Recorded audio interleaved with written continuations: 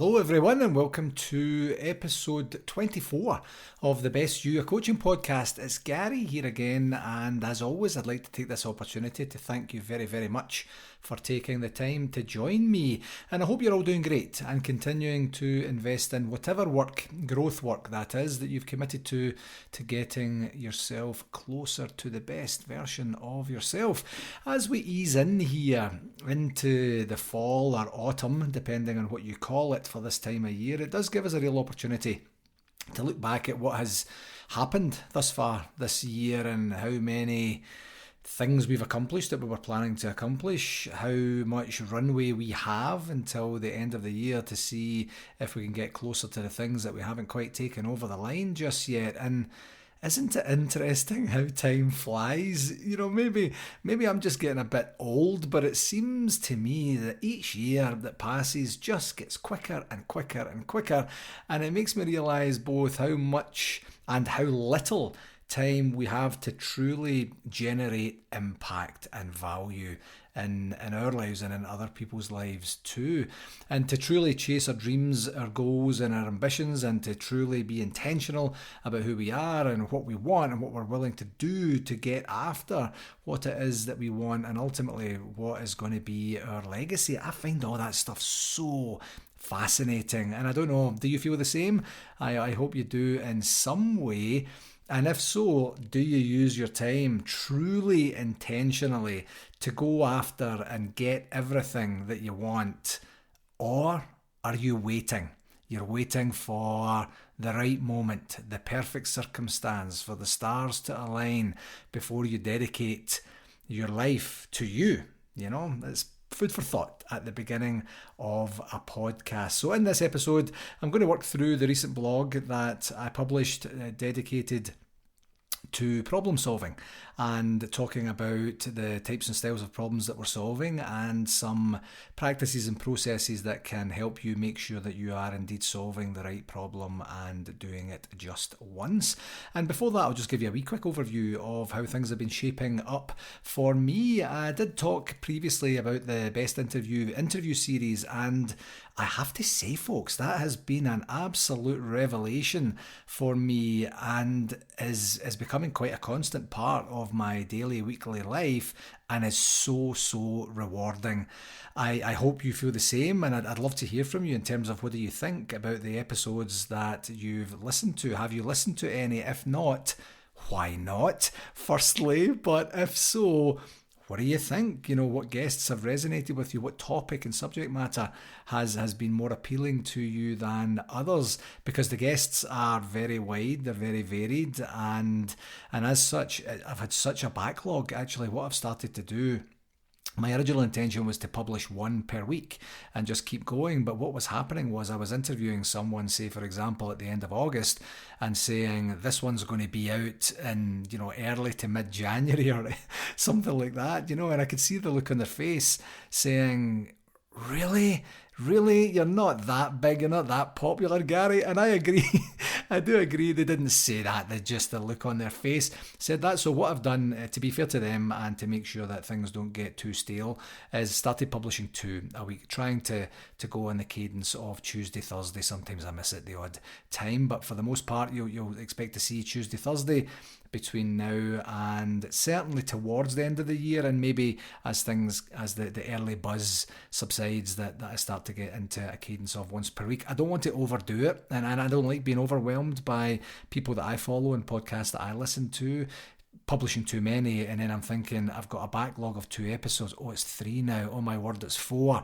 And then all of a sudden you just kind of drop it, don't you? You just kind of say, forget it, I'll catch up some other time, and you never do. So it's been fantastic. I've learned so much. I've had such a ball meeting the people, and it's been an incredible experience. And it's a great opportunity for me to have business conversations with people that I typically wouldn't have in areas that are of interest to me and hopefully to you. I did put this offer on the last pod, and I'm going to put it on this pod again, or this pod for you again, sorry, yeah, is if you're interested in coming along to share your story, to share what you're up to share your journey, to share where you want to go and what help and support that you might need, please do get in touch and we can set up a quick chat just to see if that's something that would work for both of us. And if so, we'll make it happen, and we can make it happen fairly quickly here too. So don't be intimidated. If you are thinking about taking a leap of faith, at the very least, let's just you and I have a private conversation, and nothing else has to come from it. If you just feel that now's not the right time, it's not your jam, maybe you thought it was a good idea but ultimately it's not, that's okay. It's always better to explore it and then discount it rather than having it as a little bit of an itch that you can't scratch for some reason. I've continued through my Growth Day journey. This month's topics are on getting organised, and attended the Growth Day Live event that they have on the 1st of every month, and they said they're doing one last one on the 1st of October, and then they're kind of doing something else. I don't know that they're going to do these bigger events on a monthly basis. It wasn't exactly every single month, but it'll be interesting to see what 2025 brings. And that's where I do my journaling. I don't know if I mentioned that before, but I do a journal every single day just to set myself up for success and make sure that I am approaching the day with intention. And it's in that app that I do that, and it's fabulous. It really, really helps me out and gives me that clarity that I need in the early part of the day. And the guy, Brendan Burchard, he does what he calls a daily fire, which is a daily message, a voice message that's on the app that just talks about what he talks about, whatever comes to mind for him at a particular point in time, pre-recorded, but it's specific for each day, Monday, Tuesday, Wednesday, Thursday, and so on. And that's kind of good. I catch most of those, and it's another day. Do you know what I actually do? I do an ice bath every single morning, and I listen to that when I'm in my ice bath. It takes the experience of being very, very cold at 6:10 a.m. away from me as I listen to some coaching information and subject matter. I'm also going through my mastermind, and I've complained a wee bit. I don't know if you've noticed this over the last wee while, but I have complained about the technology. The technology just doesn't work the way that I need it to work. It's not as slick or robust or easy to use as other platforms that are out there. So I took about a 2-3 month hiatus from that, and then just recently started to get back into it. I am now getting to grips with it. I have to say that it's getting better. There are some things that are making it a wee bit funky and a wee bit annoying and kind of time consuming, to be very honest, but the support is perfect. Really absolutely perfect. 24/7 chat support functions to get you talking through what it is you want to do. So I've got my calendar there, I have my email there, I have my social media positions there or platforms there, and I'm able to position what I need from that. So that's been fairly recent, and I've actually started to quite enjoy some of it and understand the areas where it's still going to hold me back. With all that said, I've kind of slowed down a wee bit on the training, and really what I did with that, I was doing a lot of training and not a lot of implementing, if that makes sense. And I've just decided to flip the switch on that and say, you know what, let me actually continue to work on what I need to work on, content creation, things such as this podcast for you, and I'll do training specific and targeted to what it is I need help on at that particular point in time, because the volume of training is always there. I did indeed start my class on career planning at the University of Calgary, Haskins School of Business, and that's going fantastically well. Thoroughly enjoying that. And just this next week, reaching into October, I will be starting at Mount Royal University doing a project management class. They are 2 online, specifically that one, so great to always be back at Mount Royal. That's my home, and I've been there for over 16 years now and can't wait to get started on that one. And getting some opportunities to get to speak to organisations, which is great. I talked about my speaker series over the last wee while. If you would like me to come to speak for free, the first session is always free, at your organisation, at your offsite, at your lunch and learn, at your leadership development setup, or whatever it is you're doing, please keep me in mind if you like my style, and I assume you do if you're listening. If you're listening to this, I would love to come and help. It gives me an opportunity to see where organisations are concentrating their efforts, see where they're maybe experiencing some pain or some hurt, and it gives me an opportunity to help with that, and then also just get a theme of what's going on out there, because sometimes I get a wee bit isolated when I am in my home office and I don't have that daily interaction in terms of the workplace. I am persevering with the the audiobooks. I finished Brené Brown's Atlas of the Heart, which was great, and I'm about probably almost about halfway through Adam Grant's Hidden Potential book, and it's really good. The one thing I keep doing is I keep stopping it because there's so many notes that I want to take that are relevant or prevalent to me and what I'm doing at that particular point in time. So I don't, like, if I was reading a novel of some description, I would let it go and I would just absorb myself in the story. But because these are business books, these are self-education, self-help books, they are a wee bit different in terms of my listening cadence for right now, but really enjoying that. And it's both of them were narrated by the author as well, which is kind of fun and maybe something I'll get to do at some point in the future. Continuing with my social media stuff, if you've not already subscribed to Gary Gillen Coaching on Facebook, please go and do so. You'll see content there, certainly every business day, sometimes on the weekend. Similar on LinkedIn, just follow me under my name and connect with me and give me some feedback, and I would be happy to do that. And one thing I did on my daily videos, I produce a Monday mindset to set you up for the week, Tuesday truth, just to give you something that I think is true, Wednesday wisdom to give you a boost in the middle of the week, Thursday thanks to provide some gratitude, and Friday findings, what did I learn and discover through the week. And the videos were essentially kind of between 2 and 3 minutes long, and I always thought they were too long, and I got a wee bit of feedback that they were too long too, so I've reduced them and trying to get them between 30 and 60 seconds. Sometimes I spill a wee bit over on that, but I'm trying to get it in a more consumable bite-size piece. What I would encourage you to do is if you have the opportunity to listen to it, certainly there's accompanying text on each of those posts, but the voice, I talk about a wee bit differently. It's just me and my delivery mode or my ramblings. It depends what way you want to look at it. But if you can listen to it, and even if it is a wee bit long, because sometimes I hesitate to even go over and click on a post that's over a minute, just put it on and then go to your settings and put it on 1.5 speed, maybe 2 speed or something like that, depending on how you can tune your ear into my voice, and at least you'll still get to consume the content, because each of these is a coaching moment in and of itself. It's designed for you to think, to maybe create an action, to do something that's going to serve you going forward in terms of intention and integrity and value that you're looking to provide. So it's not throwaway stuff just for me to see myself on the screen or anything like that. Do you see them? If not, go look at them. Tell me if you like what you see, because my interaction with people is limited because of the cadence that I have in terms of my business delivery now.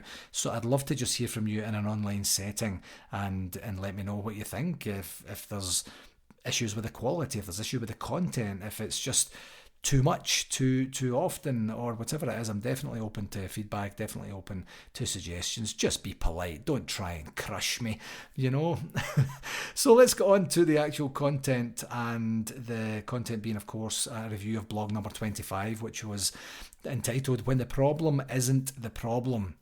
So many times, even before I started my coaching, when I was primarily in project management and in the classroom as well, and getting feedback and the ongoing dialogue with the students, my main job really and truly was problem solving, trying to figure out how to implement a project in an organization that already has, the project is not their daily core business, it's not part of their daily duties, so it's kind of somewhat over and above or tacked on to what it is they're doing. So that's problems in and of itself. And then as you're delivering the project, you're problem solving essentially constantly.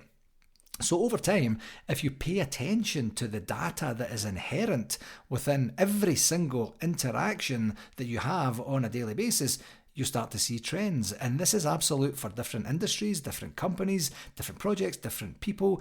Patterns and trends still emerge. And one main one was behaviours and approaches to problem solving, attitudes to problem solving, if I could say it that way too. So then fast forward to the last few years where I've taken my coaching practice to the next level, and I've noticed it the very same with clients. What people think is the problem often turns out to be a symptom of the problem and not the actual genuine root cause. So then my job as a coach is to work the client through the process, gain more clarity on the circumstances, and then determine the next best steps for them. that was the inspiration behind the blog and behind today's podcast. So what is a problem? If I went to dictionary.com before I started recording today, and dictionary.com says any question or matter involving doubt, uncertainty, or difficulty. Involving doubt, uncertainty, or difficulty. So some examples that I provided in the blog included, personal problems, say for example, related to your health, related to your relationships, related to your financial circumstance or situation, your future prospects, your career goals, whatever that looks like. Professional, well, maybe that's the career goal part now that I say that now. Professional problems in terms of where you're going, where you are. Did you make a choice that's not serving you anymore? Are you stagnating in your existing position? Do you just not like where you work, who you work with?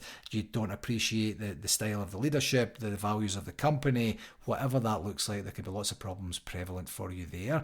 In business, in terms of the actual delivery of business, the inefficiencies that are prevalent within your role, the competitive landscape, say for example competitors eating your lunch, to coin a phrase, changing customer needs, being more demanding typically is where that would manifest itself, customer satisfaction with what you're doing, the influence of technology, say for example artificial intelligence, and just generally how the organisation is run, either within your little microcosm of your department or at large. You could have academic problems in terms of, say for example, literal learning difficulties. You could just not be able to handle the workload, the demands, maybe operating in comparison. Everyone else seems to be getting this, but I'm not.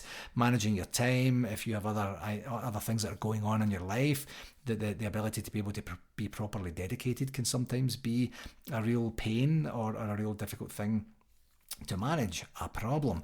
Social problems in terms of how you fit and sit within your community, maybe some environmental concerns, any cultural barriers that exist, religious beliefs that aren't being adhered to or satisfied, and such. Some technological problems that could, I talked about that earlier when I'm talking about the mastermind platform, that sometimes the technology that you have available to you is not fit for purpose, and there are failures, and what these cause is angst, stress, heartburn, possibly anger sometimes, and a lot of sapped time of yours that you don't already have, and I'll talk a wee bit about that a little bit later on here. And just your general user experience, your confidence and faith in the technology that you have available to you. And then emotional stress as well. Talked about a couple of those things there, but you could be genuinely stressed out with things that you feel are outside of your control, or even if they are within your control, leading to anxiety, challenges with your self-esteem, dealing with trauma,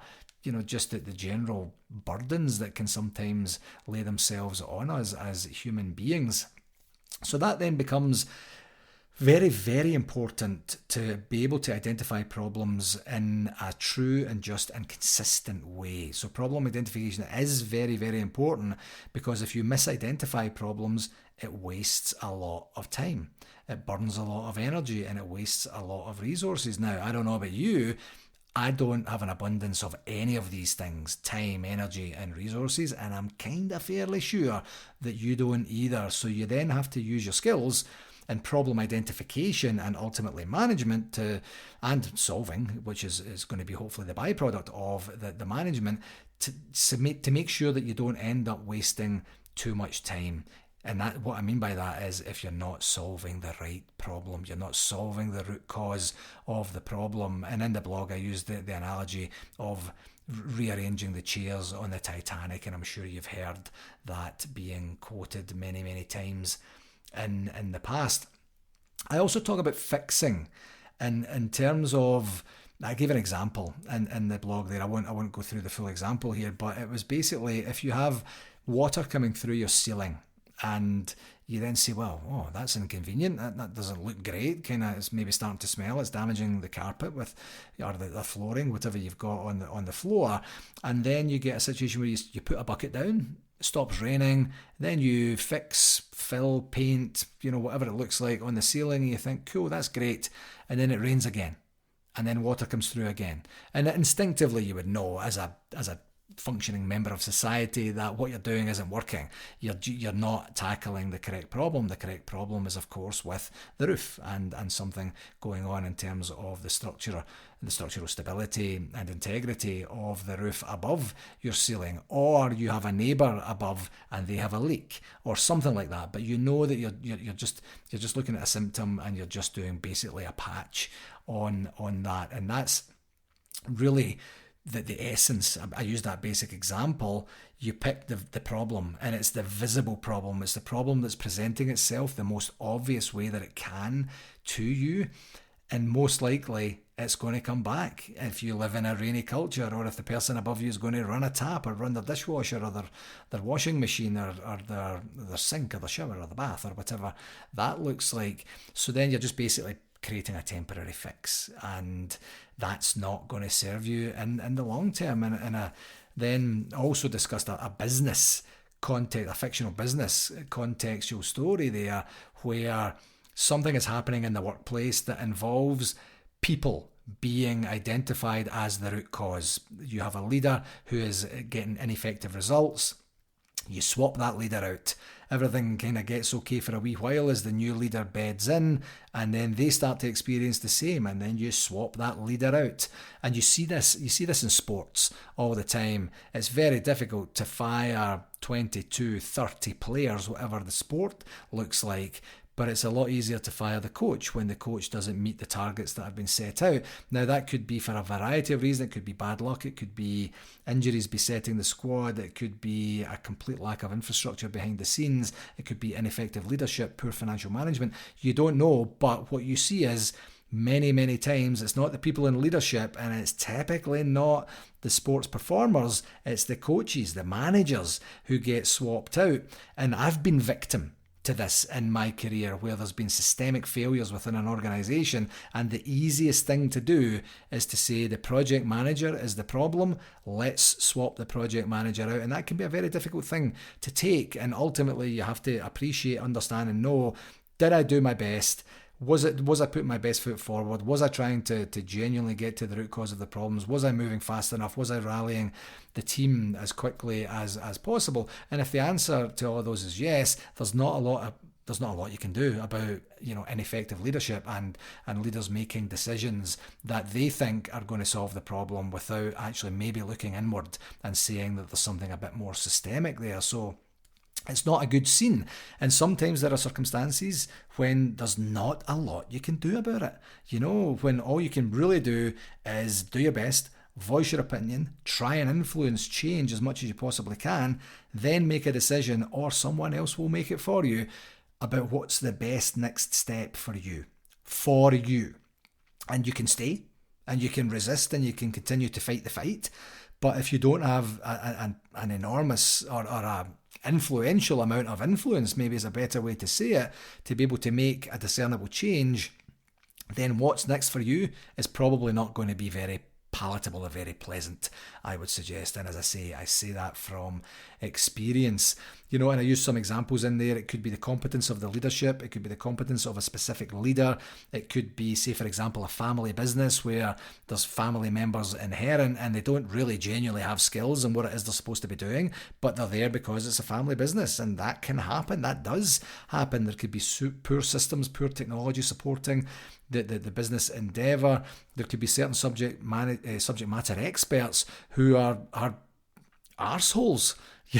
Quite frankly, they're very, very difficult to deal with, but they have such expertise in what they're doing that they have to be kept around. The organisation can't afford not to have them, but there's a very deep human impact to that. There could be other influencers, for example, government policy changes, regulatory decisions, external environmental influences that come in there. So being able to identify how a problem manifests is really, really important, and that there will be times that where you will be indeed managing the root cause immediately, because the root cause is what was presented to you, and then you have that opportunity to ask some questions, make sure that's actually what you're doing, and then move on. And my main message here is just to do due diligence at your side to understand the landscape that you're working within. And my main and only ask, if the only thing you remember from this podcast today is that you need to ask questions. You need to be curious. When a problem presents itself, you ask a question along the lines of, is this the real problem we're solving here? Is this the real problem we're solving here? Write that down, and if you just keep that somewhere when a problem is presented to you, which you won't have to wait too long for, I'm fairly sure, then just ask it and then see where the conversation takes you. What do you mean? Of course it is. I don't know. What do we do? Then whatever data you get from that, it's basically an invite for deeper thinking. An invite to go and do some other stuff. An invite to get more curious, to take the next best action to get yourself towards where you need to be, which is hopefully at the root cause of the problem, of course. And problems aren't linear. Problems aren't logical. Problems are sneaky, and their job is to trip you up, and their job is to get in your way, and their job is to be an annoyance. And by the way, they do a very good job of that, I don't mind saying. And they won't present themselves in a way that is easily identifiable all of the time. So you need to look out for peripheral signs in you or your key stakeholders or the people who are involved to make sure that you're using that data for good. So I mentioned stress, people being stressed yourself, your stress levels increasing, a lack of motivation, some performance challenges, targets not being met, quality of work not being as it was before, a general change for the worse in atmosphere in the workplace or the community that you're actually managing or working in. People starting to be absent. Absenteeism becomes a thing. People stop showing up. People stop showing up as their best selves. Maybe conflict becomes a bit more prevalent than it was before. This is all information, very, very valuable information and data that you can say, wait a minute, I'm starting to notice some stuff here. What am I going to do about that? What's my next best step? And hopefully your next best step is to figure out what the problem is, to figure out what the root cause of the problem is, and then take some steps into managing and hopefully solving to a palatable level what that problem looks like. And identifying root causes, it could be along the lines of you think you've solved the problem and then it keeps coming back, it keeps recurring, or you're not making the most discernible progress or desired progress that you're looking to make. And or you're getting feedback from internal, from external, from wherever it comes from, where you're kind of thinking, yeah, something else has to be done about this because we're just not kicking it the way that we are hoping. Then I talked about root cause analysis, and basically use whatever you can, whatever data, resources, help, systems, information, whatever that looks like to get to the root cause. Use anything that is at your disposal. And you could use, I mentioned the 5 whys. It could be the 3 whys, it could be the 1 why, it could be the 10 whys. But asking why and why and why to get a deeper level of understanding of what it is you're doing. Looking also at historical information. Has this happened before? Is this the first time? Literally, genuinely, truly, really. Is this the first time that this has happened? If not, what can we learn from the way that things were tackled and progressed and maybe solved or not the last time, and what can we use of that for our manifestation of problem solving this time, and what could maybe just be parked in the past because it's not relevant anymore. But don't forget about the information that you already have at your fingertips. Using feedback loops, basically creating a culture of information flow that constantly provides micro opportunities to get feedback into the right people's hands at the right time.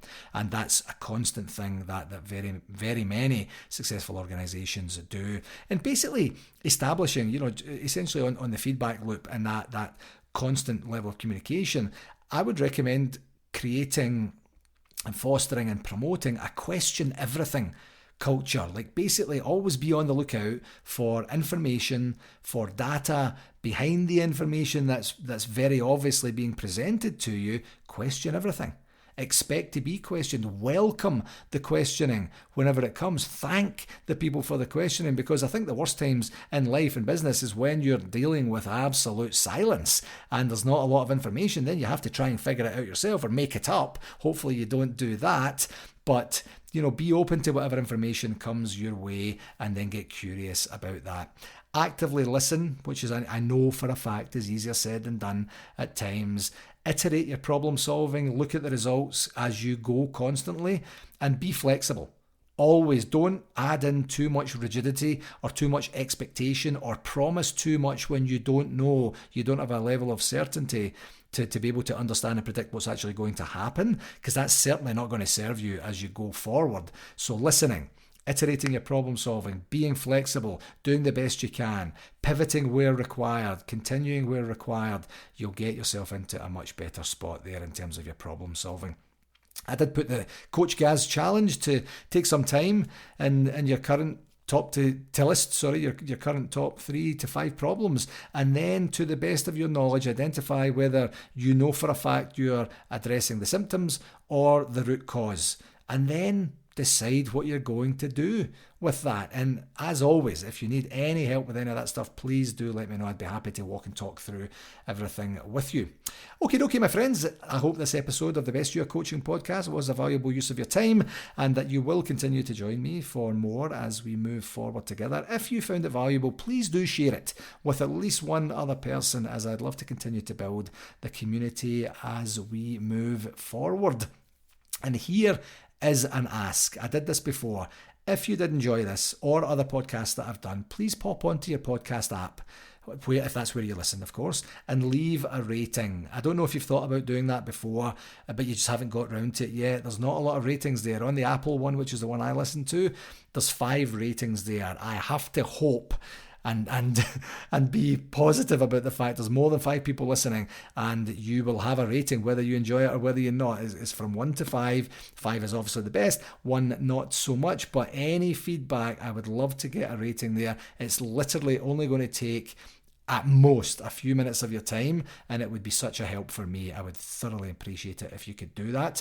And as always, are there any topics I haven't covered, either on my blogs or my podcasts or with the interviews, that you'd like to see me doing? I would be more than happy to do that, so please don't ever be shy or hesitate to reach out. I would be more than happy to have that as we go forward. And here is an offer for you. If you're ready to elevate, genuinely ready to elevate your life or your business, please do connect with me for coaching, for speaking, for educational opportunities, for business consulting. You can reach me on my website. If you go to my website, garygillen.com, and go to the Let's Connect button in the top right hand side, my calendar is there, and you can book a free 30-minute call at any time of your convenience, and we can get on a call and we can figure out where you're at, where you want to be, what the gap is, and what steps you have to take to get beyond that. And I guarantee this will help. I guarantee you will be a better human being and more well equipped as you move forward from there. What I'm saying is, I can help. So please let me help you. Until next time, my friends, please do take care of yourself, and all the very, very best to you in your ongoing journey. And I will talk to you soon. Cheerio for now.